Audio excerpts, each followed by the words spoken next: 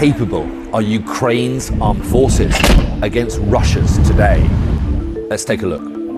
Ukraine has about 200,000 military personnel across its forces. That's large, but tiny when compared to Russia, which has around 900,000 regular military personnel. Ukraine, though, has around 900,000 in reserve. Now, those are people who have been trained to a military standard in the last 5 years. Again, though, they are dwarfed by Russia, which has around 2 million reserves. On the equipment front, the Russians are also in a much better position. The Russians are in a position to be able to mount a major military action in Ukraine any day now. They have more than 6 times the number of tanks as Ukraine, with 13,367 to Ukraine's 2,119. They have also almost 7 times the number of armoured vehicles as the Ukrainians, with 19,783 versus Ukraine's 2,870. And they have more than 3 times the amount of artillery. Those are large weapons like howitzers, cannons, mortars, many of them operated by crews. In the air, again, it is a similar story. Russia has more than 10 times the number of helicopters and fast jets.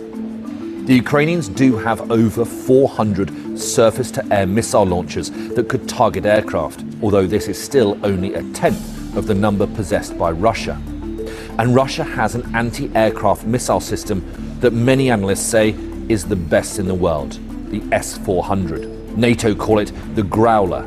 It uses long-range missiles to destroy airborne targets with a 400-kilometer radius. And it gives Russia a defense system against foreign aircraft. Russia's military dominance over Ukraine is greatest at sea. In 2014, when Russia invaded Crimea, it captured most of the Ukrainian fleet. And so Russia now has 74 warships and 51 submarines. And it has experience using them in conflict.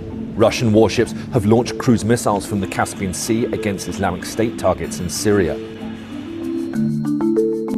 Hybrid warfare is something that Russia has mastered in recent years and would almost certainly be a factor in any conflict with Ukraine. So cyber attacks, for example, targeting Ukraine's national infrastructure. So Ukraine versus Russia is something of an uneven comparison. But the numbers do become more favorable, though, when you factor in NATO. We don't know what will happen, but what we do know is that Russia has amassed the biggest force we have seen in Europe for decades.